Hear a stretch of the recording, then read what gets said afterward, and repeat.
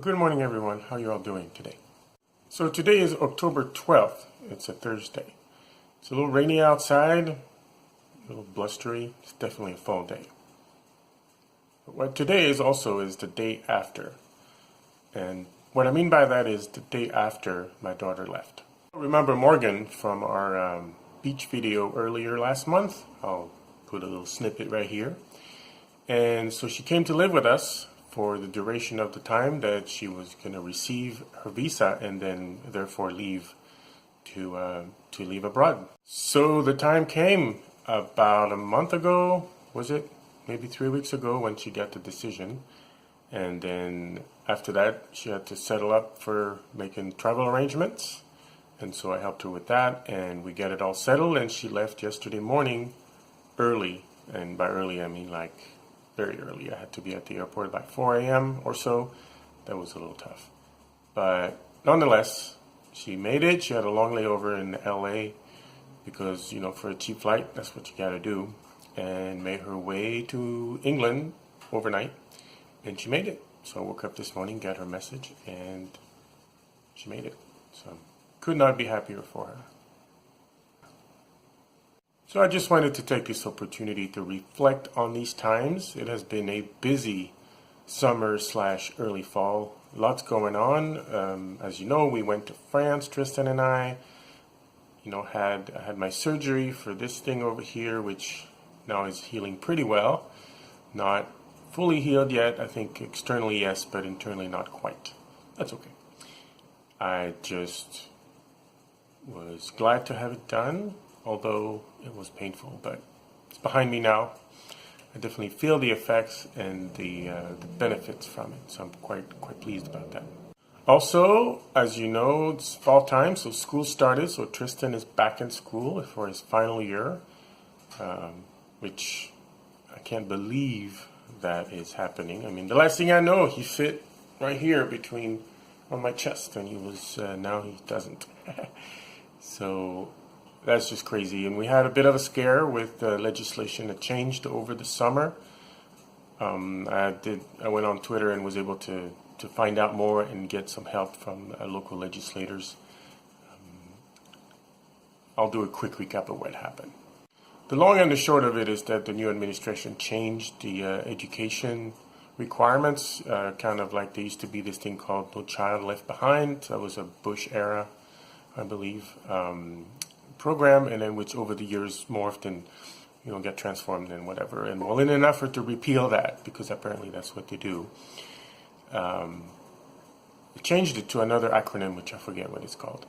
But anyway, in order to change that, to make the changes that they did, they had to change some of the languages. And one of the things that they talked about, right or wrong at this point, it's hard to say. The intent of the changes certainly is in line with their political philosophy. But that aside, it meant that a regular diploma, a regular high school diploma, would be considered the same as a modified diploma. A modified diploma is one that a student goes through that has maybe some disabilities and is considered, you complete your diploma with a caveat on it, it's modified. So it's made so that, the student can do it with his or her abilities. Well, they decided that now was the same as a regular diploma, which really meant that once you graduate, the implication was that you would revoke or renounce or give up any kind of public funds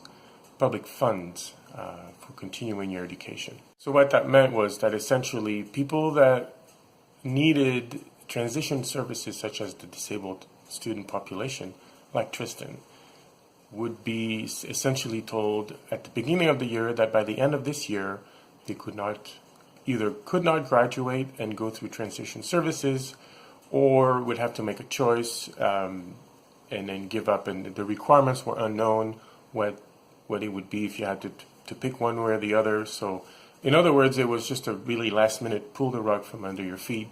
And all of a sudden, for seniors coming into the school year, they would say, all of a sudden, whatever you're working towards doesn't work anymore. You have to do it differently. So the great scare was that was passed into law at the state level in Oregon, because they had to change the language and some of the unintended, as they call it, unintended consequences were that the disabled population got screwed. And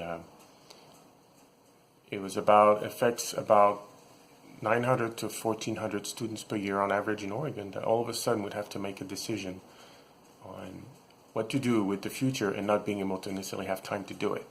So there was petitions, and finally a couple weeks ago, maybe a week ago, the Oregon, so the State Department of Education issued a special ruling so that they would grandfather in until kids that graduate next year, meaning at least the seniors have time to, they could just continue on their path, and then, the ones that graduate next year then will have to make a different choice. But nonetheless, it was kind of a big deal for us. So I was happy to see that our legislators came to their common sense a little bit, it seems like, I don't know, but the senators anyway, observed that it was a little bit in haste, again, as with everything, it seems, with this new administration. A scary time is, this is attacking basic services that Tristan would receive, and that's tough. That's tough because what's the point? If he doesn't receive his services, what is really the point? If they're going to start chipping away at what he received. And it's a scary moment that I personally, I am not surprised was coming, and I'm scared that more will come, and that maybe eventually we'll lose overall. I don't know. But for now it continues. I'm hoping that will allow us to have Tristan go through his transition program and have a successful start to an independent adult life. So I'm just reflecting on, like I said, this busy summer as I'm cooking tempeh right now. That's why I'm doing this. Taking the time that the beans have to boil before I have to get my day going.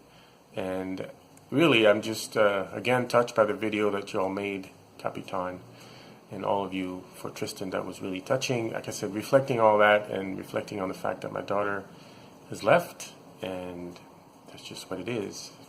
As a father, it's a little delicate and difficult, but she's definitely in a much better place. She is where she wants to be, and that's the most important thing. And my contribution is that I helped her get there, and I helped her by encouraging her and being positive and just making it happen. And she made it happen too. She did a great job. So Morgan, good job. Anyway, I'm gonna go. I will catch you later.